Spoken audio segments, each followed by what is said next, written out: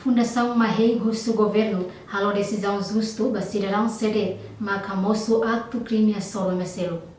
Relaciona o caso Seranebe acontece liudadão, a ruqueira susi caso acidente hamate padre Abito, mas to jovem ida taraan e areadores sela detenção kai colidile. No FFDTL retantuda husi membro PXT, governo decide que as diretiva ida ba instituição falintil Força Defesa Timor-Leste, no Polícia Nacional Timor-Leste, o de halo operação conjunta, o objetivo ato prevene crime e a território nacional.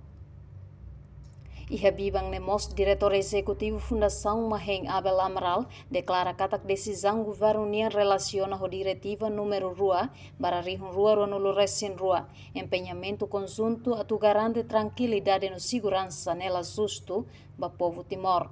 Diretiva operação conjunta precisa halo revisão. Tambah Timor-Leste e a situação de laos grave liu.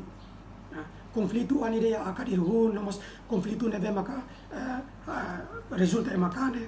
Agora, pergunta makne, tambah sama ida mate ya selanene itala lahalo diretiva ida kata onsa mak beli investigasi kele para bele identificar lalais tambah sama so bende bele mate ya selalaran. Tuir lolos ne ida ne ma governo tenki halo mas balanço para público ne bele fiar metin ba instituição setor segurança.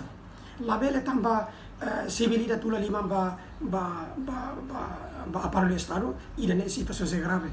Ami hanoi makne sede mak tula lima ba ema selu hakane ema selu halo toare ema selu halo ema selu hak mate governo tem que responder ao justo. Laos tambah tande foi nada aconteceu akali hul governo hasa que diretiva ida ami hanoi ida nemos la justo.